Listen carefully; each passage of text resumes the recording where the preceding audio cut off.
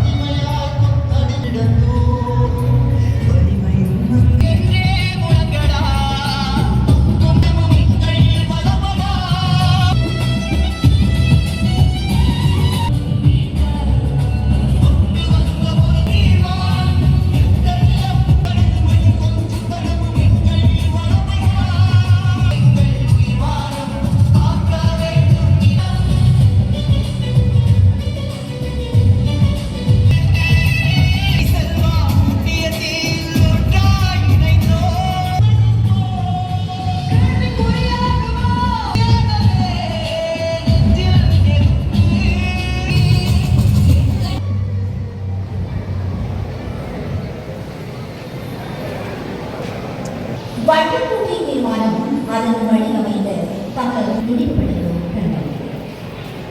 வட்டக்கோட்டை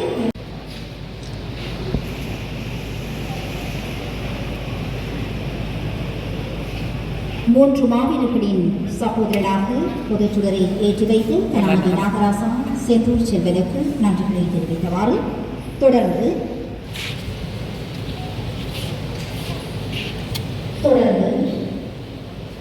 மலர் மாலை அணிவிப்பதற்காக யாழ் மறை மாவட்டத்தில் திரும்புதல் தொடர்ந்து மலர் மாலையை அணிவிப்பதற்காக வவுனியா மாவட்டம் மாவட்டத்தில் சார்பாக விருதுகளை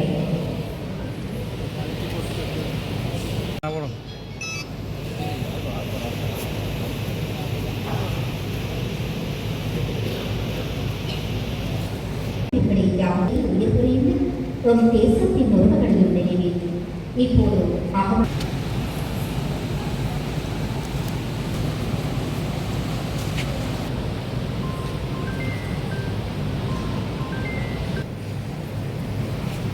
தொடர்ந்து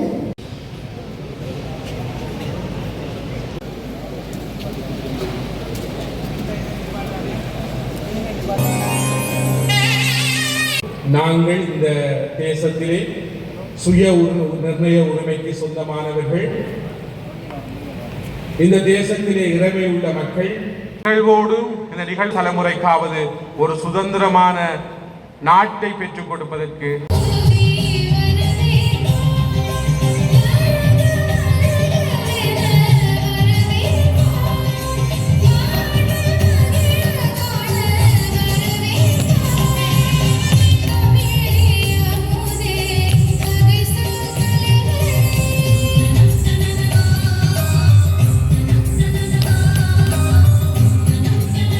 ஆதீன முதல்வருமாகிய தவ திரு வேலன் சுவாமிகள் அவர்களே,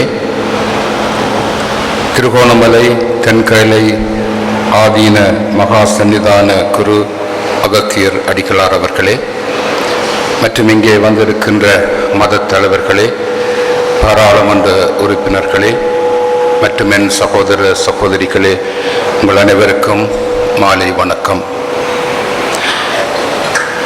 50 ஆண்டுகளுக்கு முன்னர் வட்டுக்கோட்டையிலே எங்களுடைய தமிழ் பெரும் தலைவராகிய தந்தை செல்வா அவர்களுடைய தலைமையிலே நிறைவேற்றப்பட்ட இந்த வட்டுக்கோட்டை தீர்மானத்தினுடைய 50 ஆண்டுகள் நிறைவை நாங்கள் இந்த வருடம் நினைவு கூறுகின்றோம். இந்த வேளையிலே நான் சொல்ல விரும்புவது என்னவென்றால், இந்த தீர்மானம் எடுக்கப்பட்ட ஆண்டு விழாக்களைத்தான் நாங்கள் இப்பொழுது கொண்டாடி கொண்டிருக்கின்றோமே ஒழிய, எப்பொழுது நாங்கள் இந்த தீர்மானம் நிறைவேறிய ஆண்டு விழாக்களை கொண்டாடப் போகிறோம்? அந்த கேள்வியைத்தான் இன்று நாங்கள் எல்லாரும் கேட்க வேண்டும். எங்களுடைய எதிர்கால சந்ததி இந்த வட்டுக்கோட்டை தீர்மானம் நிறைவேறிய ஆண்டு விழாக்களை கொண்டாட வேண்டும். அதற்காகத்தான் இன்று நாங்கள் இந்த நிகழ்வுகளை செய்து கொண்டிருக்கின்றோம். ஆகவே இன்றைய நாளிலே பொத்துவில் முதல் பொலிகண்டி வரை என்று சொல்லக்கூடிய அளவுக்கு மக்களாகிய நீங்கள் இலங்கையின் வடக்கு கிழக்கு பகுதி எல்லா இடமிருந்து எத்தனையோ மைல்கள் பயணம் செய்து இந்த நிகழ்வுக்கு வந்திருக்கின்றீர்கள் என்றால், எங்களுடைய எதிர்கால சந்ததி இந்த வட்டுக்கோட்டை தீர்மானம் நிறைவேறிய விழாக்களை கொண்டாட வேண்டும் என்ற அந்த ஆசையோடு தான் இங்கே வந்திருக்கின்றீர்கள். ஆகவே உங்களுக்கு எங்களுடைய நன்றிகளை வாழ்த்துக்களை தெரிவித்துக் கொள்கின்றோம். 50 வருடங்களுக்கு முன்னர் எடுக்கப்பட்ட இந்த தீர்மானம் ஒரு ஏகோபித்த தலைமைத்துவத்தினால் எடுக்கப்பட்டது. எல்லா தலைவர்களும் ஒரு மனத்தோடு இந்த தீர்மானத்தை எடுத்தார்கள். அதே வேளையில் இந்த தீர்மானத்துக்கு தங்களுடைய முழு ஆதரவை எல்லா மக்களும் ஏகோபித்த வகையில் கொடுத்தார்கள். இதுதான் இந்த எங்களுடைய வரலாற்றினுடைய சிறப்பு. ஏகோபித்த தலைமைத்துவம், மக்களுடைய ஏகோபித்த ஆதரவு இன்று அது இருக்கின்றதா என்பதுதான் எங்களுடைய மிகவும் கவலைக்குரிய ஒரு கேள்வியாக இருக்கிறது. இன்று எங்கள் மத்தியிலே இந்த ஏகோபித்த தலைமைத்துவம் இருக்கிறதா? இன்று எங்கள் மக்கள் எல்லாரும் ஏகோபித்த மனத்தோடு இந்த ஆதரவை தெரிவிக்கின்றவர்களாக இருக்கின்றோமா என்ற கேள்வியை நாங்கள் எல்லாரும் கேட்க வேண்டும். எங்களுக்கு வழிகாட்டிய எங்களுடைய முதுபெரும் தலைவர் தந்தை செல்வா அவருடைய இந்த மகத்தான கனவு நிறைவேற வேண்டுமென்றால் அந்த 76ஆம் ஆண்டு இருந்த அந்த ஏகோபித்த தலைமைத்துவமும் 77ஆம் ஆண்டு இருந்த அந்த ஏகோபித்த மக்கள் ஆதரவும் இன்று எங்களுக்கு மிகவும் அவசியமானதொன்றாக இருக்கிறது. ஆகவே அதற்காக உழைக்க வேண்டியவர்கள் வேறு யாருமல்ல, நாங்கள் ஒவ்வொருவரும் தான். ஆகவே இன்று நாங்கள் செயல்படுத்துகின்ற இந்த நிகழ்வு எங்கள் எல்லாரையும் ஒருமனப்பட்ட ஒரு தமிழ் சமூகத்துக்கு அழைத்து செல்ல வேண்டும் என்பதே எங்கள் எல்லாருடைய அவாவாகவும் இருக்கிறது. கடந்த 50 ஆண்டுகளாக எத்தனையோ விதமான வரலாற்று பாதையிலே நாங்கள் நடந்து வந்திருக்கின்றோம். 50 ஆண்டுகளுக்கு முன்னர் எடுக்கப்பட்ட இந்த தீர்மானம் நிறைவேற வேண்டும் என்பதற்காக எத்தனையோ மக்கள், எத்தனையோ இளைஞர்கள், யுவதிகள் தங்களை பலியாக்கி இருக்கிறார்கள். எவ்வளவோ இரத்தம் சிந்தப்பட்டிருக்கிறது, எவ்வளவோ சொத்துக்கள் அழிந்திருக்கின்றன, எவ்வளவோ மக்கள் பலியாகி இருக்கிறார்கள். எத்தனையோ இடர்களை எங்களுடைய தமிழ் சமூகம் அனுபவித்தது. ஆனால் அதற்கு எல்லாவற்றுக்கும் நிச்சயமாக பலனுண்டு.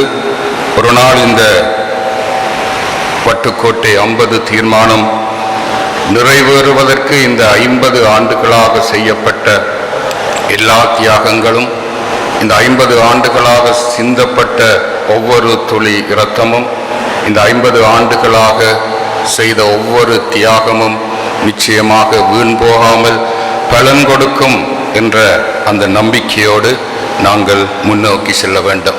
இப்பொழுதெல்லாம் நாங்கள் மட்டுமல்ல, எங்களுடைய சகோதர மொழி பேசுகின்றவர்கள் கூட இந்த வட்டுக்கோட்டை தீர்மானம் நியாயமானது, இந்த தமிழ் மக்களுடைய போராட்டம் நியாயமானது, மக்களுக்கு இழைக்கப்பட்ட அநீதிகள் உண்மையானவை, மக்கள் கடந்த பல ஆண்டுகளாக தமிழ் மக்கள் மத்தியிலே இனப்படுகொலைகள் நடந்தது உண்மை என்று எங்களுடைய சகோதர மொழி பேசுபவர்கள் கூட ஏற்றுக்கொள்ளுகின்ற ஒரு நிலையை இப்பொழுது நாங்கள் காணுகின்றோம். ஆகவே அது ஏற்கனவே நாங்கள் அடைந்திருக்கின்ற ஒரு வெற்றியின் பாதை என்று தான் சொல்ல வேண்டும். தென்பகுதியிலே வாழுகின்ற பல மத தலைவர்கள் என்றாலும், பல அரசியல் தலைவர்கள், பல பொதுமக்கள், தமிழ் மக்கள் இந்த நாட்டிலே சுய நிர்ணயத்தோடு வாழ வேண்டும், எல்லா உரிமைகளோடும் வாழ வேண்டும் என்று விரும்புகிறார்கள். இந்த மக்களுடைய போராட்டங்கள் நீதியானவை, நியாயமானவை, அவை மறுக்கப்படக்கூடாது. அவர்களுக்கு இழைக்கப்பட்ட அநீதிகளுக்கு நாங்கள் எப்பொழுதும் கணக்கு கொடுக்க வேண்டும் போன்ற இப்படியான குரல்களை எழுப்புகின்ற ஒரு காலத்திலே இப்பொழுது நாங்கள் இருக்கின்றோம் என்றால் அது எங்களுடைய இந்த 50 வருட கால போராட்டத்தினுடைய ஒரு வெற்றியின் பாதை என்று தான் சொல்லலாம். ஆகவே இன்றைய நாள் உண்மையாகவே மிகவும் சிறப்பான ஒரு நாள். இந்த நாளை பல சிரமங்கள் மத்தியில் சிறப்பாக ஏற்பாடு செய்த இந்த வட்டுக்கோட்டை 50 எழுச்சி மாநாட்டு ஏற்பாட்டாளர்கள் அனைவருக்கும் எங்களுடைய நன்றிகளையும் பாராட்டுகளையும் தெரிவிக்கின்றோம். பல சிரமங்கள் மத்தியிலே இந்த நேரத்திலே இங்கே வந்து இந்த நிகழ்விலே கலந்து உங்களுடைய ஏகோபித்த ஆதரவை தருகின்ற உங்கள் எல்லாருக்கும் நன்றி கூறுகின்றோம். இறைவன் உங்கள் எல்லாரையும் ஆசீர்வதிப்பாராக.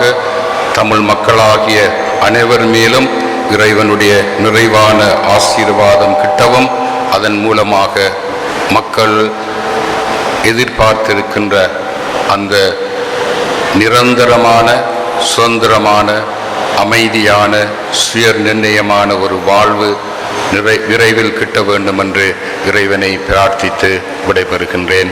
நன்றி, வணக்கம். பேச வேண்டும் என்பதற்காக பேசுகிறேன்.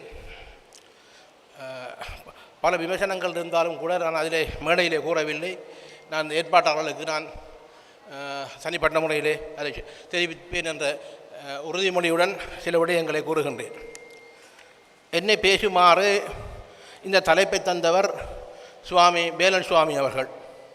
பிரிக்கப்படாத ஒன்றிணைந்த நாடு என்ற அடிப்படையில் தமிழ் தேசிய அரசியல் கட்சிகளின் தீர்வு திட்ட வரைவை தயாரிப்பதில் வட்டுக்கோட்டை தீர்மானத்திற்கு முற்றிலும் எதிரானது என்ற விடயத்தை பேசுமாறு கூறியிருந்தார். இதிலே நாங்கள் பார்க்க வேண்டிய விடயம் என்னவென்றால், இந்த பிரிக்கப்படாத ஒன்றிணைந்த நாடு என்றால் என்ன, பிரிக்கப்படாத ஒன்றிணைந்த நாடு என்றால் என்ன என்ற வரைவிலக்கணம் தெரிந்தால் மாத்திரம்தான் நாங்கள் அடுத்த கட்டத்துக்கு செல்ல வேண்டியவர்களாக இருக்கின்றோம். உண்மையில் இந்த பிரிக்கப்படாத ஒன்றிணைந்த நாடு என்றால், ஒரு நாட்டில் புவியியல் எல்லைகள் பிரிக்கப்படாமலும் நாட்டில் இறையாமை மற்றும் பிராந்திய ஒருமைப்பாடு பேணப்பட்டும் அதே வேளையில் பல்வேறு இன மொழி அல்லது மதங்கள் அனைவரும் சமத்துவ உரிமையுடன் ஒருமித்து வாழும் அரசமைப்பை குறிக்கும். இது ஒரு ஒருமைப்பாடு மற்றும் கூட்டாட்சி தத்துவங்களில் கலவையாகும். இதன் முக்கிய சிறப்பம்சம் என்னவென்றால், மத்திய அரசாங்கம் முழுமையான இறையாமையை கொண்டிருக்கும்.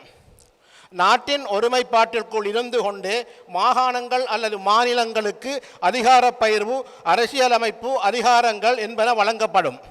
நாட்டை துண்டாடவோ அல்லது தனிநாடாக பிரிக்கவோ சட்டப்படி எந்த ஒரு தரப்புக்கும் அதிகாரம் இல்லை. இதுதான் இந்த பிரிக்கப்படாத நாடு. இந்த பிரிக்கப்படாத நாட்டுக்காகத்தான் தந்தை செல்வா அவர்கள் 1949ஆம் ஆண்டு டிசம்பர் மாதம் 14ஆம் தேதி இலங்கை தமிழரசு கட்சியை தோற்றுவித்து இந்த நாட்டுக்குள் ஒற்றுமையாக சமஷ்டி அடிப்படையிலே நாங்கள் வாழ வேண்டும் என்ற தீர்மானத்துக்காக இலங்கை தமிழரசு கட்சியை உருவாக்கினார்.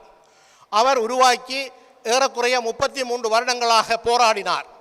அந்த போராட்டம் என்பது எவ்வாறான போராட்டமாக இருந்தாலும் அஹிம்சை ரீதியான போராட்டங்கள் செய்தார், மகாநாடுகளை நடாத்தினார், பேசி பார்த்தார். எந்த ஒரு அசைவுக்கும் இசையாத சிங்கள தேசமானது ஸ்ரீலங்கா சுதந்திர கட்சியும் ஐக்கிய தேசிய கட்சியும் அவரை ஏமாற்றியதன் விளைவாகத்தான் இந்த பிரிக்கப்படாத நாட்டிலே நாங்கள் தீர்வு இனி இல்லை என்ற ஒரு நிலைமைக்கு வந்தார். அதன் காரணமாகத்தான் 1972ஆம் ஆண்டு மே மாதம் 24ஆம் தேதி தமிழர் கூட்டணி என்பதை உருவாக்கப்பட்டது. மன்னிக்கவும், அதற்காக தமிழர் கூட்டணி உருவாக்கப்படவில்லை. தமிழர் கூட்டணியை உருவாக்கினார்கள் 1972ஆம் ஆண்டு புதிய அரசியல் யாப்பை கொண்டு வருவதற்கை எதிர்க்க வேண்டும் என்பதற்காகத்தான் அந்த தமிழர் கூட்டணி உருவாக்கப்பட்டது. அந்த தமிழர் கூட்டணியை உருவாக்குவதற்கு அப்பொழுது 3 கட்சிகள், வடக்கு கிழக்கிலே இருந்த கட்சி 2 கட்சி தான், இலங்கை தமிழரசு கட்சியும் அகில இலங்கை தமிழ் காங்கிரஸ் கட்சியும் மாத்திரம்தான் வடகிழக்கிலே ஒரு அரசியல் கட்சியாக இருந்தது. அதற்கு அப்பால் தோட்டத் தொழில், அதாவது மலையகத்திலே இருக்கக்கூடிய சௌவியமூர்த்தி தொண்டமான் அவர்களையும் இணைத்து இந்த அரசியலமைப்பை எதிர்ப்பதற்காக அவர்கள் தமிழர் கூட்டணியை 1972ஆம் ஆண்டு மே மாதம் உருவாக்கி இருந்தார்கள். அதற்காக போராடினார்கள், அதற்காக பல்வேறுபட்ட ஆர்ப்பாட்டங்களை செய்தார்கள். அந்த காலகட்டத்தில் தான் தமிழ் இளைஞர் பேரவை தமிழ் மாணவர் பேரவையாக இருந்து தமிழ் இளைஞர் பேரவையாக பரிணமித்த போது தமிழ் இளைஞர் பேரவையும் தமிழர் விடுதலை கூட்டணியும் இணைந்து பல்வேறுபட்ட அஹிம்சை ரீதியான போராட்டங்களை செய்தார்கள். கருப்பு கொடி போராட்டமாக இருக்கலாம், அல்லது கடையடைப்பு போராட்டமாக இருக்கலாம், அரசியல் சார்ந்த காரியாலயங்களை முடக்குகின்ற சத்தியாகிரக போராட்டங்களாக இருக்கலாம்.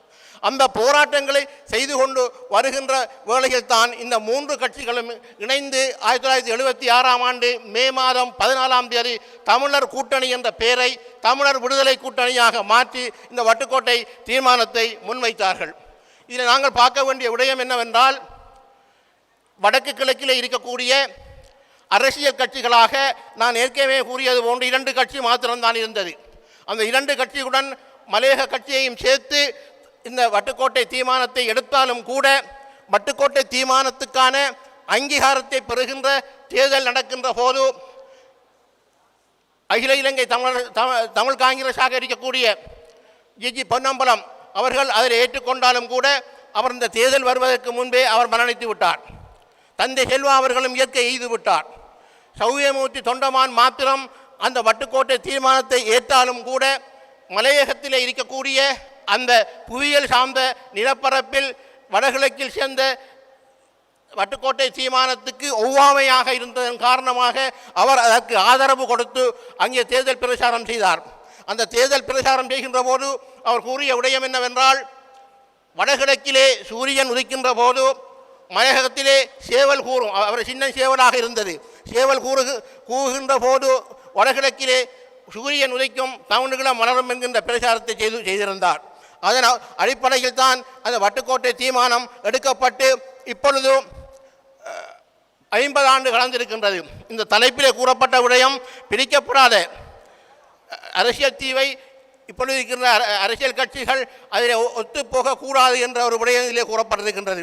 இது நாங்கள் பார்க்கின்ற விடயம் என்னவென்றால், வட்டுக்கோட்டை தீர்மானத்துக்கு பிறகு வந்த கட்சிகள் தான் இப்பொழுது இருக்கின்ற பல கட்சிகள். அதிலும் 1987ஆம் ஆண்டு ஜூலை மாதம் 27ஆம் தேதிக்கு பிறகுதான் பல கட்சிகள் முளைத்தன.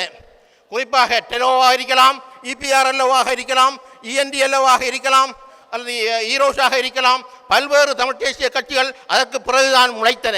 அதற்கு முன்பு எந்த தமிழ் கட்சியும் இல்லை. இப்பொழுது நாங்கள் பார்க்கின்ற விடயம் என்னவென்றால், ஏறக்குறைய 20 கட்சிகள் இருக்கின்றது. பதிவு செய்யப்பட்ட கட்சிகள், பதிவு செய்யப்படாத கட்சிகள் என்று தமிழ் தேசிய கட்சிகள் இருக்கின்றது. ஒவ்வொரு கட்சியும் ஒவ்வொரு தீர்வு திட்டத்தை சொல்லிக் கொண்டிருக்கின்றது. இதிலே கூறுகின்ற போது எங்கள் மத தலைவர் ஒருவர் கூறியிருந்தார், ஏற்கனவே ஏக பிரதிநிதித்துவம் இருந்தது, இப்பொழுது இல்லை என்று. உண்மையிலே ஏக பிரதிநிதித்துவம் இருந்தது 2 தலைவர் மாத்திரம்தான். தந்தை செல்வா அவர்கள் அஹிம்சை ரீதியாக போராட்டம் நடத்துகின்ற போது அவரும் ஏகோபித்த தலைவராக இருந்தார், தலைவராக இருந்தார். விடுதலை போராட்டம் ஆயுத போராட்டமாக பரிணமித்த பிறகு பிரபாகரன் அவர்கள் அந்த போராட்டத்தை முன்னெடுக்கின்ற போதும் அவரும் ஏகோபித்த தலைவராக இருந்தார். ஆனால் இதிலே 2009-18க்கு பிறகு, யுத்தம் மௌனித்தத்துக்கு பிறகு தலைவர்கள் இல்லை. தலைவர்களை நாங்கள் தேடுகின்றோம். ஆனால் அரசியல் கட்சிகளாக தலைவர்கள் உருவாகி இருக்கின்றார்கள். அவர்கள் வைக்கின்ற தீர்வு திட்டங்கள் என்பது ஒவ்வொருவரும் ஒன்றை கொண்டு கொண்டார். ஒரு ஆள் 13 என்கின்றார், ஒருவர் எக்கிய ராட்சி என்கின்றார், இன்னொருவர் ஒன்றுபட்ட இலங்கைக்குள் சமஷ்டி அடிப்படையில் தீர்வு என்கின்றார். நாங்கள் கூறுகின்றோம், மக்கள் கூறுகின்றார்கள், வட்டுக்கோட்டை தீர்மானத்தின் மூலம் நாங்கள் தீர்வு பெற வேண்டும் என்பதை நாங்கள் கூறுகின்றோம். ஆனால் இந்த விடயங்களை, இந்த அரசியல் கட்சிகளை ஒன்றிணைத்து ஒன்றாக ஒரு குரலாக செய்வது யார்? அதுதான் இப்பொழுது இருக்கின்ற கேள்வி. நாங்கள் கூறலாம், எல்லோரும் ஒன்று வாருங்கள். இப்பொழுது பல கட்சிகள் மாத்திரமல்ல, பல நிறுவனங்கள், பல அமைப்புகள், பல இயக்கங்கள் இப்பொழுது தீர்வு திட்டத்தை தயாரித்துக் கொண்டிருக்கின்றார்கள். ஆகவே இப்பொழுது தீர்வு திட்டங்கள் மலிந்திருக்கின்றது. ஆனால் கொள்கை என்பது பலராலும் பிரிந்து செல்கின்றது. நாங்கள் இதில் ஒரு உண்மையை நாங்கள் பார்க்க வேண்டும். இந்த தந்தை செல்வா போராடிய அஹிம்சை போராட்டம், தலைவர் பிரபாகரன் அவர்கள் போராடிய ஆயுத போராட்டம், இந்த 2 போராட்டங்களின் வெற்றி என்பது சர்வதேசத்துக்கு இருக்கின்றது. சர்வதேச மனச்சாட்சியை தட்டி கொண்டிருக்கின்றது. இந்த சர்வதேசத்தின் ஊடாக நாங்கள் தீர்வுகளை பெற வேண்டுமாக இருந்தால் பறந்துபட்டிருக்கின்ற அரசியல் கட்சிகள் ஒருமித்த ஒரு கொள்கைக்கு வர வேண்டும். அந்த கொள்கையின் மூலமாக ஒரு தீர்வு திட்டத்தை தயாரிக்க வேண்டும். அதற்கு யார் பூனைக்கு மணி கட்டுகிறார் என்ற நிலைமை வடகிழக்கில் இருந்து கொண்டிருக்கின்றது. நீங்கள் பார்க்கலாம், ஆயர்கள் பலர் முயற்சி செய்தார்கள். ஒரு கட்சியை, பல கட்சியை உண்டாக்குவதற்காக, ஒற்றுமைப்படுத்துவதற்காக எவருமே வரவில்லை. அது நீண்ட ஒரு இடைவெளியாக இருந்து கொண்டிருக்கின்றது. தமிழ் சட்டத்தரணி ஒரு முயற்சி எடுத்தார்கள். அதற்கு கூட ஒவ்வொரு கட்சியிலே இருக்கின்ற சட்டத்தரணிகளே அதற்கு வரைவிலக்கணம் கூறிக்கொண்டிருக்கின்றார்கள். ஆகவே இந்த நிலையில் ஏற்கனவே இருந்த ஏகோபித்த தலைவர் வருவதாக இருந்தால், அவ்வாறாக வருவதாக இருந்தால், இந்த காலகட்டத்தில் அது ஒரு சாத்தியப்பாடு அற்ற என்று தான் நான் நினைக்கின்றேன். அதை கொண்டு வருவது மக்களாகத்தான் இருக்க வேண்டும். மக்களின் போராட்டம் என்பதும் மக்களின் எழுச்சி என்பதன் மூலமாகத்தான் நாங்கள் அவர்களை எங்கள் வழிக்கு கொண்டு வர வேண்டும். அதற்காக இப்பொழுது நீங்கள் பார்த்திருக்கலாம், பலர் கூறிக்கொண்டு சென்றார்கள், வட்டுக்கோட்டை தீர்மானத்தில் கட்டுப்பட்டவர்கள் தான் அனைத்து தமிழ் தேசிய கட்சிகளும். ஆனால் இந்த வட்டுக்கோட்டை தீர்மானம் இந்த யாழ்ப்பாணத்திலே இடம்பெறுகின்றது. இந்த தமிழ் தேசிய கட்சிகளுக்கு தலைமை தாங்குகின்றவர்கள் யார்? மட்டக்களப்பான ஒருவரும் தலைமை தாங்கவில்லை. இந்த யாழ்ப்பாணத்தில் இருக்கின்றவர்கள் தான் எல்லா கட்சிக்கும் தலைமை தாங்குகின்றார்கள். யார் வந்தார்கள்? கயந்தரகுமார் பொன்னம் போல மாத்திரம் தான் ஒரு கட்சிக்கு வந்து சென்றார். மணிவண்ணன் அவர்களும் ஒரு சட்ட ரீதியாக சில விடயங்களை கூறி வந்தார். வேறு யார் இந்த கட்சி வந்தது? ஆகவே வட்டுக்கோட்டை தீர்மானத்தை முன்னிறுத்தி மக்களிடம் வாக்கு கேட்கின்ற கட்சிகள் இந்த வட்டுக்கோட்டை தீர்மானம் 50வது எழுச்சி மாநாடு இடம்பெறுகின்ற போது அவர்கள் புறக்கணிக்கின்றார்கள் என்றால் நாங்கள் எங்கிருக்கின்றோம்? இதை யார் சிந்திப்பது? இதற்கு நாங்கள் அடுத்த கட்டம் என்ன செல்வது? ஆகவே வட்டுக்கோட்டை தீர்மானத்தை நாங்கள் கொண்டு செல்ல வேண்டுமாக இருந்தால், அந்த தீர்மானத்துக்கு எழுச்சி வர வேண்டுமாக இருந்தால் அரசியல் ரீதியாகவும் அதை நாங்கள் கொண்டு செல்ல வேண்டிய ஒரு தேவை இருக்கின்றது. ஆகவே இந்த விடயங்களையும் இந்த வட்டுக்கோட்டை 50 ஆண்டு எழுச்சி மாநாட்டிலே கணக்கெடுக்க வேண்டும் என்ற விடயங்களையும் நான் இடத்திலே சுட்டிக்காட்ட விரும்புகின்றேன். இன்னொரு விடயத்தை மாத்திரம் சொல்லி எனது பேச்சை முடிக்கின்றேன். தந்தை செல்வா அவர்கள் வட்டுக்கோட்டை தீர்மானத்தை எடுத்ததுக்கு பின்பு 2 இடத்திலே கருத்து கூறியிருந்தார். அதில் ஒன்று 1976 ஜூலை 10ஆம் தேதி திருவண்ணாமலை மாநாட்டிலே தந்தை செல்வா கூறியது. அவர் அங்கே என்ன கூறினார் என்றால், எல்லாரும் வட்டுக்கோட்டை தீர்மானத்தை தந்தை செல்வாத்தை தான் நாங்கள் இப்பொழுது பாடம் படிக்கிறோம், பாடம் படி என்று. ஆனால் தந்தை செல்வா வட்டுக்கோட்டை தீர்மானத்தை எடுத்துவிட்டு அவர் ஓய்ந்து விடவில்லை. அவர் உடனடியாக வட்டுக்கோட்டை தீர்மானம் எடுபடுவது 1976 மே மாதம் 14ஆம் தேதி. அடுத்த மாதமே ஜூலை 10ஆம் தேதி திருவண்ணாமலை மாநாட்டிலே செல்வா கூறுகிறார், தமிழினமும் சிங்கள இனமும் ஒத்துவாழ ஏன் விரும்பவில்லை, என்ன வில்லங்கம் உண்டு என வெளிநாட்டவர்கள் என்னிடம் கேட்கின்றார்கள், அவரிடம் கேட்கின்றார்களாம், தந்தை செல்வாவிடம். அதற்கு அவர் கூறுகின்றார், சிங்கள இனம் தான் தமிழினத்துடன் ஒத்துவாழ கொஞ்சம் ஏனும் இடம் கொடுக்கவில்லை, விரும்பவில்லை. நாங்கள் சிங்களவுடன் ஒத்துவாழ விரும்புகின்றோம். எத்தனையோ முயற்சிகளை நாங்கள் செய்து பார்த்தோம், ஆனால் அவர்கள் எங்களை விரும்பவில்லை. இப்போது நாங்கள் வந்திருக்கும் முடிவு என்னவென்றால், சிங்கள மக்களிடமிருந்து பிரிந்து தமிழன் தன் நாட்டை ஆள வேண்டும். அந்த முடிவுக்குத்தான் நாங்கள் வந்திருக்கின்றோம் என்ற விடயத்தை 1976 ஜூலை 10ஆம் தேதி தந்தை செல்வா அவர்கள் இங்கே திருவண்ணாமலை மாநாட்டிலே கூறுகின்றார். இறுதியாக அவர் இறப்பதற்கு முன்பு பாராளுமன்றத்திலே ஆற்றிய உரையின் கேன்சாட்டில் இருந்து நான் எடுத்த பிரதி என்னவென்றால், 1976 நவம்பர் 19 பாராளுமன்றத்தில் தந்தை செல்வா கூறுகிறார், ஆற்றிய உரையில், தமிழ் பேசும் மக்களின் இழந்த உரிமையை மீட்பதற்காக சமஷ்டி ஆட்சி கோரி ஒரு இயக்கத்தை நாங்கள் ஆரம்பித்தோம். அந்த இயக்கம்தான் இலங்கை தமிழரசு கட்சி. சமஷ்டி ஆட்சி மூலம் எமது இலட்சியத்தை நிறைவேற்றி கொள்ள முடியாது என்பதை இப்போது நாங்கள் அறிந்து கொண்டோம். இந்த அனுபவத்தை கொண்டே நாங்கள் பிரிந்து செல்ல வேண்டும் என்ற முடிவுக்கு நாங்கள் வந்துவிட்டோம். நாங்கள் பிரிந்து விட்டால் எங்கள் இழந்த உரிமையை நாங்கள் இனி ஒருபோதும் மீட்க முடியாது. நாங்கள் கோருவது உண்மையில் பிரிவினை அல்ல, இழந்த உரிமையை. இப்பொழுது பல பேசிய தான் அவர் சொன்னார், இழந்த உரிமையை மீளவும் அமைக்கவே நாங்கள் போராடுகிறோம். எங்கள் கட்சி ஒரு தனியாட்சியை நிறுவும் நோக்கத்துடன் செயல்பட்டு வருகின்றது. இது ஒரு இலேசான வேலை அல்ல. பல காரியங்கள் இதில் இருக்கின்றது என்பது எனக்கு தெரியும். பல இடையூறுகள் இருப்பது என்பதும் எனக்கு தெரியும். இது இந்த வில்லங்கமான பாதை என்பதை நான் உணர்ந்து கொண்டேன். ஆனால் நாங்கள் சிங்களவர் ஆட்சியிலிருந்து விடுபட வேண்டும் என்ற சிந்தனையை அறவே விட மாட்டோம். முழுமூச்சுடன் செயல்பட்டு எமது அரசை அமைப்போம். நாங்கள் ஐரிஷ் மக்களைப் போல சுதந்திரமான நாட்டை கோருவோம். இதற்கு சிங்களவர் மறுப்பதற்கு எந்தவித நியாயமும் இல்லை. ஒரு நாள் எங்கள் நியாயம் கோரிக்கைக்கு இணங்கியே சிங்கள தேசம் ஆக வேண்டிய தீரும். நாங்கள் ஏனைய பகுதிகளிலிருந்து பிரிந்து எங்கள் தமிழ்நாட்டை அமைப்போம். இதை அவர் பாராளுமன்றத்திலே கூறிய உரை. ஆகவே அன்பார்ந்த எமது உறவுகளே, வட்டுக்கோட்டை 50 ஆண்டு, அப்பொழுது எனக்கு 21 வயது. தந்தை செல்வா இறக்கின்ற போது எனக்கு 21 வயது முடிந்து 22. நான் இந்த மண்ணிலே முதல் யாழ்ப்பாணத்துக்கு வந்தது தந்தை செல்வாவின் இறுதிச் சடங்கில். இன்று 50வது ஆண்டு வட்டுக்கோட்டை தீர்மானத்தில் தந்தை செல்வாவின் மாலை போட்டு நாங்கள் வரவேற்கின்ற போது அந்த தூவியிலே கட்டப்பட்ட அவர் அஸ்திரியைத்தான் எரிச்ச அஸ்தியை வச்சு தான் அந்த தூவி கட்டப்பட்டது. அப்பொழுது வடகிழக்கில் இருந்து 8 மாவட்டங்களிலும் இருந்து மணல் கொண்டு வர வேண்டும் என்று தமிழர் விடுதலை கூட்டணி கோரியிருந்தது. அதன் நிமித்தமாக அம்பாறையிலே அன்னமலையிலே இருந்து மட்டக்கிளப்பில் இருந்து நாங்கள் உழவு இயந்திரத்திலே அந்த மண்ணை கொண்டு அங்கு போட்டு அந்த தந்தை செல்வாவின் தூவியை கட்டியிருந்தோம். என்ற வரலாறு பலருக்கு தெரியாமல் இருக்கலாம். அதுபோன்று 8 மாவட்டங்களிலும் அது கட்டப்பட்டது. ஆகவே தந்தை செல்வா என்ற ஒரு பெருமனிதர் விட்டு சென்ற இந்த விடுதலை வேட்கையை அடுத்த கட்டத்துக்கு கொண்டு செல்வதற்காக ஆயுத போராட்டம் 27 வருடங்கள் இடம்பெற்றது. தலைவர் பிரபாகரன் அவர்கள் தமிழீழத்தை அமைப்பதற்கு முன்பு அவர் மரணித்து விட்டாலும், ஆனால் மாதிரியான தமிழீழம் எப்படி இருக்க வேண்டும் என்பதை அவர் ஒரு நிழல் அரசு மூலம் எங்களுக்கு ஒரு வழிகாட்டியாக தந்திருந்தார். 1990ஆம் ஆண்டு தொடக்கம் 2009 வரை இலங்கையில் இருக்கின்ற 30% நிலப்பரப்பும் வடகிழக்கில் இருக்கக்கூடிய 70% நிலப்பரப்பும் தமிழீழ விடுதலை புலிகளின் ஆட்சி அதிகாரத்திலே இருந்தது. அதன் மூலமாக அவர்கள் செய்த நிர்வாக கட்டமைப்பு அந்த தமிழ் ஈழத்துக்காக ஒரு மேலோட்டமாக அதுதான் தமிழீழம் என்கின்ற விடயத்தை பலர் புரிந்தார்கள். இப்பொழுது இதெல்லாம் வரலாறாக வந்து கொண்டிருக்கின்றது. ஆகவே இந்த விடயங்களை நாங்கள் புரிந்து கொண்டு எல்லோரும் எமது விடுதலை வென்றெடுப்பதற்காக, இழந்த சுதந்திரத்தை வென்றெடுப்பதற்காக நாங்கள் ஆயுதம் ஏந்தி போராடுவதற்கு நாங்கள் கேட்கவில்லை. இனி நாங்கள் ஆயுதம் ஏந்தித்தான் போராடி தமிழகத்தை பெற வேண்டும் என்று நாங்கள் கேட்கவில்லை. அந்த போராட்டம் என்பது ஒரு படைப்பினை. ஆனால் அந்த போராட்டத்தில் இருந்து எங்கள் உரிமை வெல்ல வேண்டும் என்பதற்காக அறம் சார்ந்த அறிவு சார்ந்த எங்கள் போராட்டங்கள் வெற்றி பெற வேண்டும்.